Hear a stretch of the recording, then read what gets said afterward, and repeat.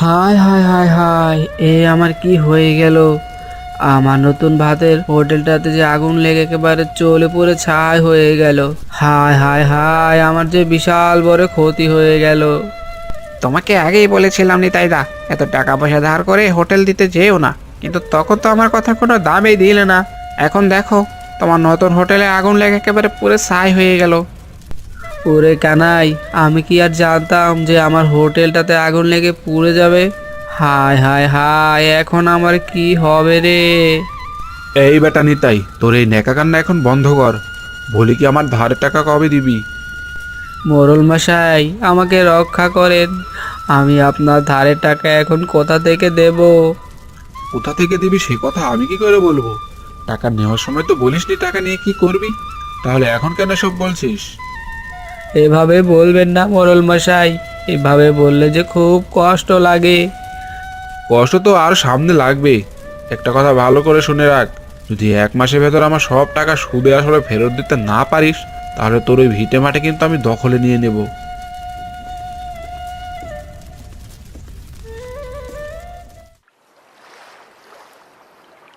আরে এই সুজন, নৌকা নিয়ে কোথায় যাচ্ছিস? বলি কি, তোর মাছ ধরা শেষ হয়ে গেল নাকি? আগে না গো গোপালদা, মাছ ধরা শেষ হয়নি, তবে খুব খিদে পেয়েছে। সেই ভোরবেলা এসেছি নদীতে মাছ ধরতে, তাই এখন খাবার খেতে বাড়িতে যাচ্ছি। ও বুঝেছি এবার। আমি ওই মাত্র খাবার খেয়ে আসলাম, এখন আবার নদীর গভীরে গিয়ে ইলিশ মাছ ধরবো, বুঝলি? কি আর বলবো গোপালদা, আমাদের জেলেদের তো এই একটাই খাবারের সমস্যা। নৌকা করে তো আর খাবার নিয়েও আসা যায় না, আর আনা গেলেও সেই খাবার বেশিক্ষণ ভালো থাকে না। তাই তো মাঝে মাঝে মাছ ধরা রেখে বাড়িতে গিয়ে খেয়ে আসতে হয়। তা তুই ঠিকই বলেছিস সুজন, তবে আমি বলি কি, এই নদীর পাড়ে একটা খাবারের হোটেল হলে কিন্তু মন্দ হতো না। আমাদের জেলেদের আর কষ্ট করে বাড়িতে গিয়ে খাবার খেয়ে আসতে হতো না। যখন ইচ্ছে তখনই হোটেল থেকে খাবার কিনে খেয়ে নিতে পারতাম। নদীর পাড়ে হোটেল, কি যে বলো না গোপালদা! এই নদীর পাড়ে আবার কে হোটেল খুলতে আসবে? এখানে না আসবে কেউ, আর না হবে বেচাকেনা। তা তুই ঠিকই বলেছিস সুজন। ঠিক আছে গোপালদা, সাবধানে থেকো।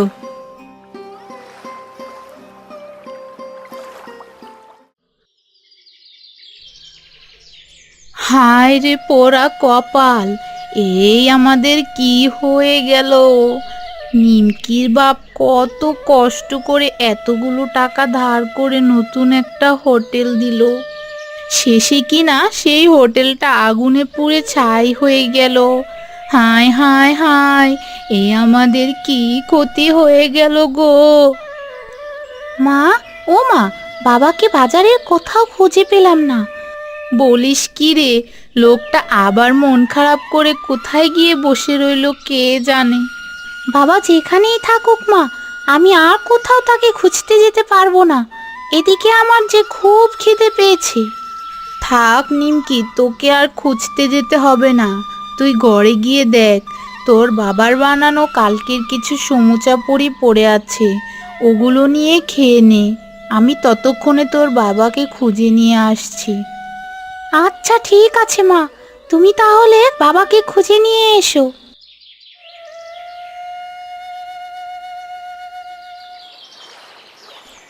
হায় রে, এতগুলো টাকা ধার করে হোটেল দেওয়াটা বুঝি একদমই ঠিক হয়নি।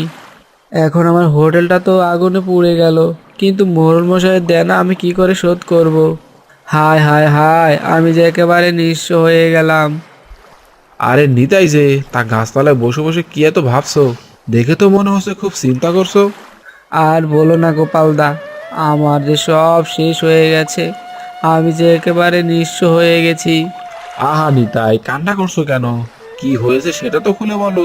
কি আর বলবো গোপালদা, মোড়ল মশাইয়ের কাছ থেকে চড়া সুদে টাকা ধার করে বড় একটা হোটেল বানিয়েছিলাম, কিন্তু সেই হোটেলটাতে একদিন আগুন লেগে পুরো ছাই হয়ে যায়। এখন আমি যদি মোড়লের পাওনা না শোধ করি, তাহলে যে সে আমার ভিটে বাড়ি সব দখল করে নিবে। আমার বউ বাচ্চা নিয়ে তখন যে আমাকে পথে নামতে হবে গোপালদা। আহা নিতাই, কান্না করলে তো আর হবে না। দেখো, তুমি কোনোভাবে একটা নতুন হোটেল খুলতে পারো কিনা। দেখবে বিধাতা তোমার দিকে চোখ তুলে তাকালে তুমি আবারও ঘুরে দাঁড়াতে পারবে, কারণ তোমার হাতের রান্নার তুলনা হয় না। কিন্তু কোথায় হোটেল দেবো গোপালদা? বাজারে তো আরেকটা নতুন হোটেল দেওয়ার মতো টাকা পয়সা আমার কাছে নেই। টাকা পয়সা নেই তাতে কি হয়েছে? শোনো নিতাই, তুমি চাইলে নদীর উপরে একটা ভাসমান ডালপুরির হোটেল খুলতে পারো। এই তোমার নৌকার প্রয়োজন হলে আমি একটা দিতে পারবো। নদীর উপরে ভাসমান ডালপুরির হোটেল? এটা কিভাবে সম্ভব গোপালদা? আর নদীতে ডালপুরির হোটেল খুললে আমার কাছ থেকে কে এই ডালপুরি কিনবে? তুমি একবার একটা নদীর উপরে ডালপুরির হোটেল বানিয়েই দেখো, দেখবে তোমার খদ্দেরের কোনো অভাব হবে না। এই আমরা জেলেরাই তোমার থেকে ডালপুরি কিনে খেতে পারবো। তাছাড়া গ্রামের মানুষ তোমার ডালপুরি খেতে খেতে নদীর সৌন্দর্য উপভোগ করতে পারবে। আরে তাই তো, তুমি তো একটা ভালো কথা বলেছো গোপালদা। আমি তাহলে কালেই নদীর উপরে একটা ভাসমান ডালপুরির হোটেল খুলবো। হ্যাঁ নিতাই, এবার মন খারাপ না করে বাড়িতে যাও।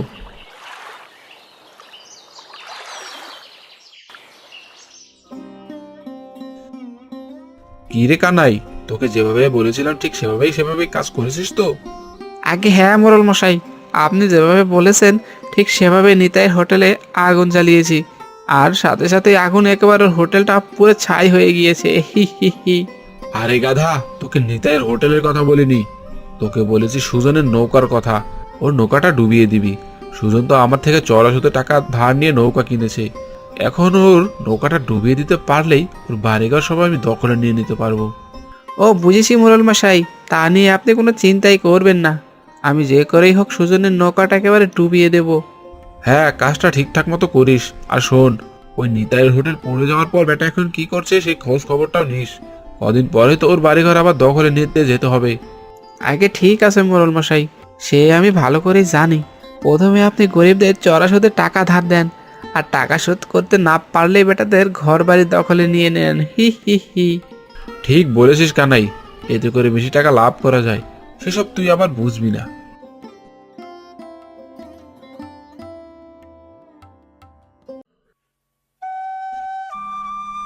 ওগো, আমাদের তো সব শেষ হয়ে গেল। এখন আমরা কি করে মরল মশাইয়ের ধার শোধ করব? যা কপালে ছিল তা তো হয়েই গেল। এখন আমি ভাবছি সবকিছু আবার নতুন করে শুরু করব। কি নতুন করে শুরু করবে? কিন্তু কিভাবে? আমাদের কাছে তো নতুন হোটেল বানানোর জন্য অত টাকা নেই। নতুন একটা হোটেল বানাতে তো অনেক টাকা লাগবে। তাই ভাবছি নদীতে একটা ভাসমান ডালপুরির হোটেল খুলবো।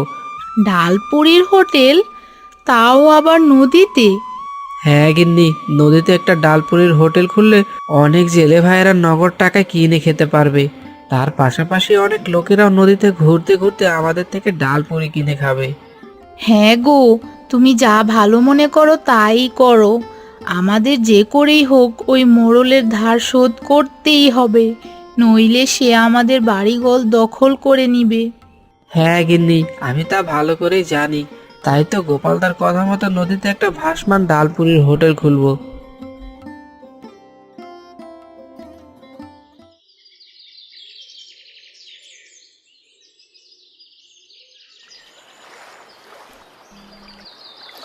এখন আমার ওই একটাই কাজ, যে করে হোক ওই সুজনের নৌকাটা ডুবিয়ে দিতে হবে।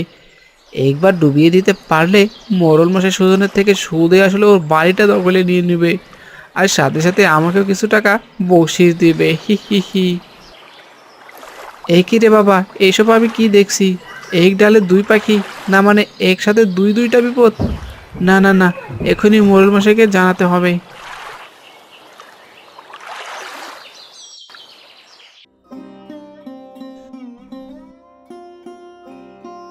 মোড়ল মশাই আপনি কোথায়?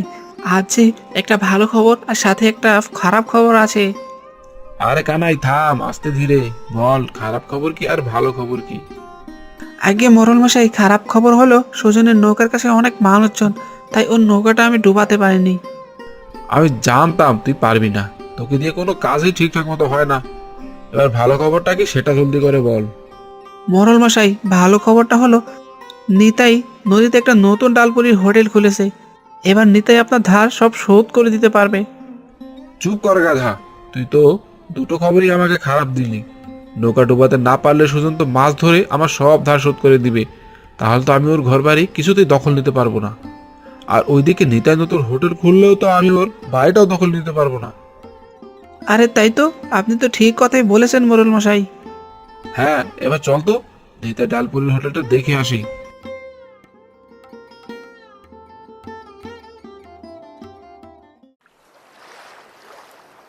বুঝলেন নিতাইদা? তোমার হাতের ডালপুরির তুলনা হয় না, খেতে যেমন মজা তেমনই সুস্বাদু। তুমি নদীতে যদি ডালপুরি হোটেলটা না খুলতে, তাহলে তো আমরা এই জেলেরাই কখনোই ডালপুরি খেতেই পারতাম না। হা হা হা, কি যে বলো না সুজনদা, এই সবই তো হয়েছে তোমার জন্য। সেদিন যদি তুমি আমাকে নৌকায় বসে বসে ডালপুরির বুদ্ধিটা না দিতে, তাহলে তো আমি কখনোই ডালপুরির হোটেলটা খুলতে পারতাম না। না হে গোপাল, ওরকম কথা বলো না। আমি তো মাত্র তোমাকে বুদ্ধি দিয়েছি, বাকি সবই তো তুমি নিজে নিজে করেছো। নিতাই জেঠা, আমাদের দুজনকে কতগুলো ডাল পুরি দাও তো।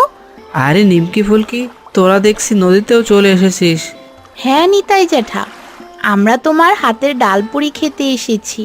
নদীর উপরে ভাসমান হোটেল থেকে ডালপুরি খাওয়ার মজাই আলাদা। দাও, আমাদের কিছু ডালপুরি দাও। হ্যাঁ রে, এখনই দিচ্ছি, তোরা একটু অপেক্ষা কর। দেখুন মোড়ল মশাই, দেখুন, নিজ চোখে দেখুন, হতচ্ছাড়া নিতাই নদীতে একটা ভাসমান ডালপুরির হোটেল খুলেছে। হ্যাঁ রে কানাই, তাই তো দেখতে পাচ্ছি। সাথে আবার ওইটা কে রে? আগে মোড়ল মশাই, ওই হলো সুজন। বেটা এখন খিদে পেলে নিতাইয়ের কাছ থেকে খেয়ে নেয়, ডাঙায় তো একেবারেই আসে না। যদি আসতো তাহলে তো আমি ওর নৌকাটা ভালো করে ডুবিয়ে দিতে পারতাম। শোন কানাই, এই গ্রামে আমাদের ব্যবসা শেষ। চল নতুন কোনো গ্রাম খুঁজে বের করি। এই গ্রামে টাকা ধার দিয়ে আর বাড়িঘর দখলে নিতে পারবো না। এবার নতুন গ্রামে খোঁজ খবর লাগাতে হবে। মোড়ল মশাই, আপনি যা ভালো মনে করেন তাই করেন।